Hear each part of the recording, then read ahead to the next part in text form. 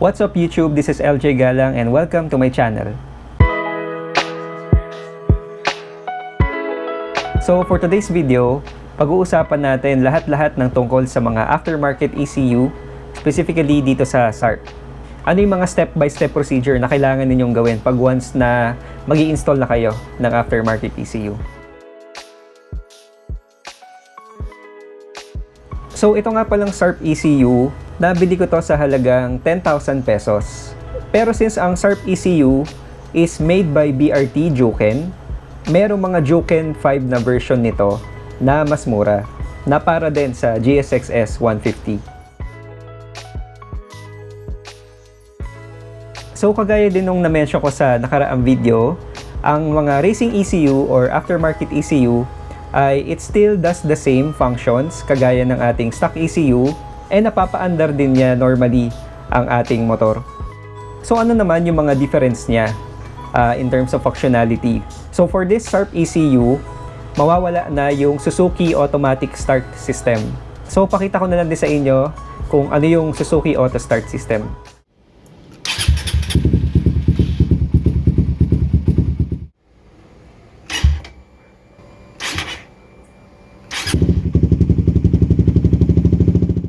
So number 2, and this one is more technical, ang racing ECU or ang SARP ECU ay hindi na siya magre-rely sa stock auto sensor ng ating makina.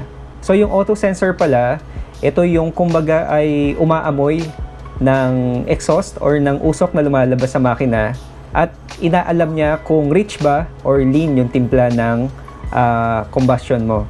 Ngayon, since yung mga stock auto sensors natin ay naka-align sa stock ECU, it will only work accurately kapag naka-stock ECU ka. Ang mga aftermarket ECU ay magre-rely na lang sa tuning ng mapping. Kung ano yung sinet mo na tono doon, yun ang kanya susundin. Hindi na siya magbe-base sa auto sensor na stock. And yung number 3 function na hindi niya ginagawa kapag naka-SARP ECU ka na is yung kilometer per liter reading. So yun yung nagsusukat ng fuel consumption ninyo. And kapag once naka-SARP ECU ka na, hindi na yun gagana. Either magiging stuck lang siya dun sa pinaka-last na kilometer per liter reading or tataas siya hanggang sa umabot siya sa 99.9. So pag-usapan natin ang mga pros and cons naman ng mga racing ECU. Number 1 sa pros ay iba talaga ang performance na mabibigay ng aftermarket ECU since you have the liberty to tune it for performance. Pwede mo rin taasan yung RPM limiter. Although medyo ingat lang tayo dun guys kasi baaring sumabog ang makina kapag nasobra kayo ng pagtaas ng limiter. The number 2 pros for this, I would say, is the reliability. So I've been using this for I think more than 2 years now. And so far hindi siya nagloloko and hindi ka mangangamba na bigla siyang bumigay sa kalagitnaan ng biyahe mo. And the number 3 pro is of course yung tunability. And you can actually tune this now para maging matipid siya. Pwede mo ibaba yung kanyang fueling kung gusto mo. Yun nga lang, yung performance niya ay mag-iiba din. Pero kung habol nyo ay yung tipid, pwede rin naman. So meron kang flexibility na ganun. So for cons naman, hindi ko sure kung mako-consider natin to as cons Pero number 1, mas malakas siya sa gas, definitely. Since again, tinotono natin siya for performance para gumanda yung takbo, lumakas yung arangkada, ay talagang may expect nyo na lalakas sa gasolina. And the number 2 cons is kapag naitono siya ng hindi tama, mataas yung chance na sirain niya yung makina ninyo. Kagaya nga nung nasabi ko kanina, kapag nataasan nyo na sobra yung RPM limiter, meron tendency na pasabugin niya yung makina ninyo. Or kapag hindi maganda yung pagkatono, masyadong mataas yung ignition timing halimbawa, maaaring mag-cause ng knocking yon sa inyong makina. And I would also suggest na kapag naka-racing ECU na kayo, iwasan nyo na magpakarga ng 91 octane or yung kilala natin bilang unleaded gasoline hanggat maaari ang ikakarga nyong gasolina na ay 95 octane pataas, which is, yun nga lang, medyo mas mahal. So pakita ko naman sa inyo kung paano siya ini-install sa motor and paano siya kini-configure initially. No? So tara, dun tayo sa motor.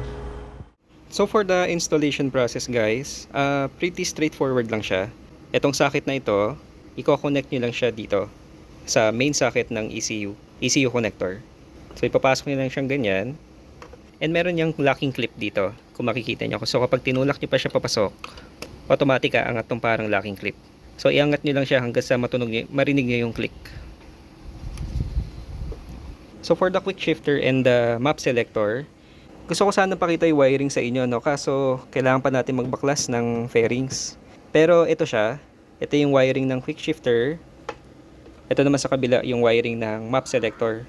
So pinadaan ko lang siya dito sa loob ng fairing. And then lumabas siya dito yung wiring. Ayan, yung may kulay, yung nilagyan ko ng cover. Papunta sa switch. So itong switch na to pala, kasama siya nung SARP ECU. So it's a returning switch, para siyang busina na kapag pinindot mo bumabalik-balik. And ito naman nabili ko sa Shopee or Lazada. Tapos itong bracket niya, meron din yan sa Shopee or Lazada. Although pinatabasan ko to ng konti kasi sasabit siya dito. So pinakat ko yan sa machine shop. Tapos binugaan ko na lang ng kulay black. So yun, yung wiring niya, ito, galing sa ECU. Iko-connect mo lang siya dito. Yan. Same dito sa isa. Yan siya. Tapos itago nyo lang dyan. Tapos itong Bluetooth connector pala guys, nabili ko to separately sa Shopee din ata or Lazada, na para siya talaga sa mga Juken or SARP na ECU. So yan, nakakonect na lang siya lagi. May connector yan dito sa ilalim. And hindi ko na siya tinatanggal, no? Tinatago ko na lang dito. Para in case anytime na may kailangan akong i-tune, pwede ko lang siya i-connect agad sa aking cellphone. Oo nga pala guys, itong nabili kong map selector na switch, meron siyang kasamang ilaw. Meron din nabibili nito na walang ilaw. Switch lang talaga siya. Ngayon kapag ganitong button din yung binili nyo, yung may kasamang ilaw, kailangan yung i-wiring yung ground niya pabalik sa battery. So ito yung ground wire niya guys, itong color blue. Iko-connect nyo lang siya sa negative battery terminal para mapagana nyo yung ilaw ng switch. So kailangan nyo lang din ng medyo mahabang wiring. Iduduktong nyo lang siya para ma-connect nyo mula dito papunta dito sa switch. So yun guys, halimbawa na-install nyo na yung ECU nyo, nakabit nyo na yung mga wiring. Pakita ko naman sa inyo yung initial setup na dapat nyong gawin. So i-download nyo lang din pala tong app ng Juken 5. Makikita nyo yan sa website nila sa BRT, yung software na para sa mga Android or iOS. Yan, so una yung gagawin ay i-on nyo yung motor. Tapos bubuksan nyo yung Juken 5 na app. Pindutin nyo yung Bluetooth.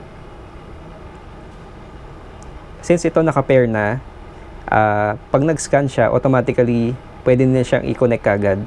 Makikita nyo yung mga lumabas na results, yung BRT Juken 5. So connect kayo dyan.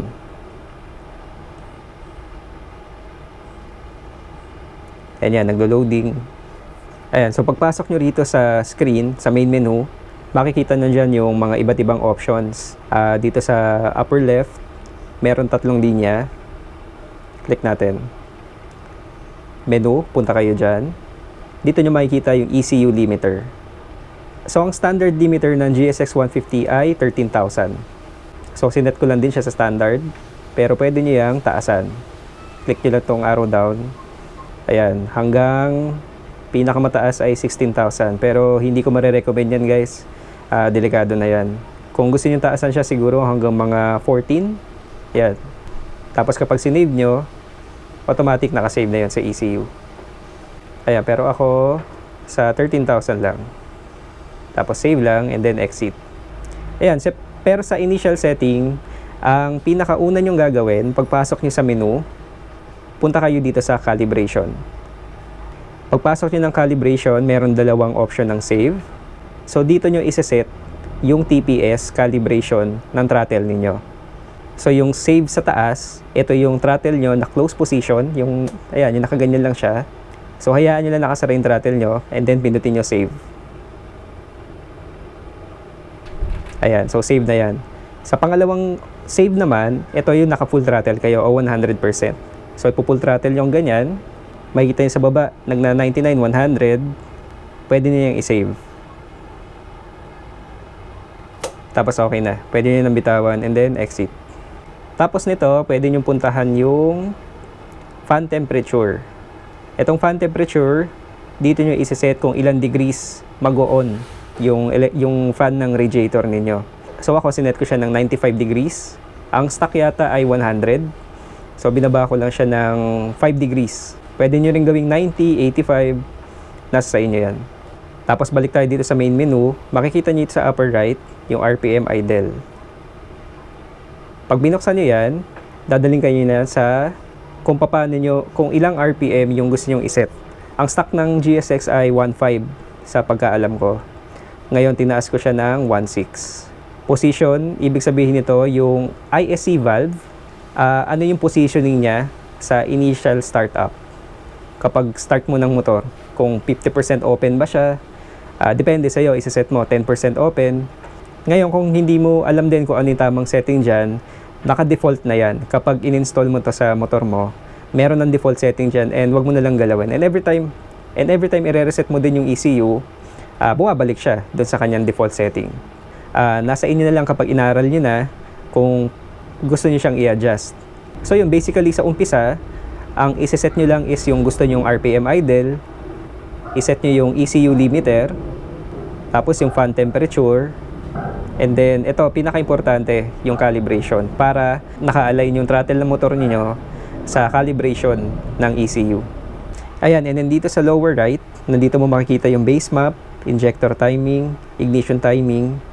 So, dyan yung mga madalas na tuning na ginagawa ng mga tuners. So, yan, initially, meron na siyang map na kasama. Yung default map nitong Jukin ECU nyo. Mapapaandar nyo na siya, pero hindi yon naka-align sa kung ano man yung setup na nasa motor ninyo. Kaya after nyo maset yung mga initial settings, punta na kayo sa dyno tuner. Punta na kayo sa nag-tune para sila naman na yung bahala na magtono pa ng mga base map, injector timing, ignition timing, para ma-match na talaga siya sa motor ninyo. Iyon, tapos meron din siyang reset factory option, guys. Ito sa baba. Yan, so i-reset niya lahat ng setting na ginawa ninyo, pati yung map na chinun para sa inyo. Ngayon, pwede nyong gawin to ng kahit ilang beses nyong gusto. Kung halimbawa, gusto niyo siyang i-reset lang para maibalik yung mga default na values, pwede nyong i-reset dito. Do factory reset and then pindutin nyo to. Pero for example, galing na kayo sa dyno, nagpatono na kayo, no? And meron na kayong base map na sinave dito. Kung halimbawa ito, yung base map niyo, yung core 1 tsaka yung core 2, nakatono na siya para sa motor. Kapag nireset mo yung ECU, make sure na sinave mo muna yung mga map. So makikita nyo sa baba, meron diskette.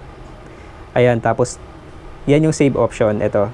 Tapos lagyan nyo lang ng pangalan, kunyari, map 1. Then isave nyo muna bago nyo i-reset. Kasi sayang naman yung binayad nyo sa dyno, guys. Sayang yung tono na ginawa. Kung ma-reset mo siya and mawala yun, mabubura siya. Para kung sakali ma-reset nyo siya, hindi na kayo kailangan bumalik sa dyno. I-upload nyo lang ulit yung file.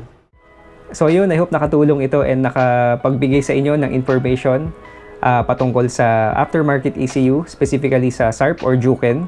And let me know lang, guys, if may mga questions kayo. Comment lang kayo down below if you have any questions about this. So thank you everyone, God bless you, ride safe, and bye-bye.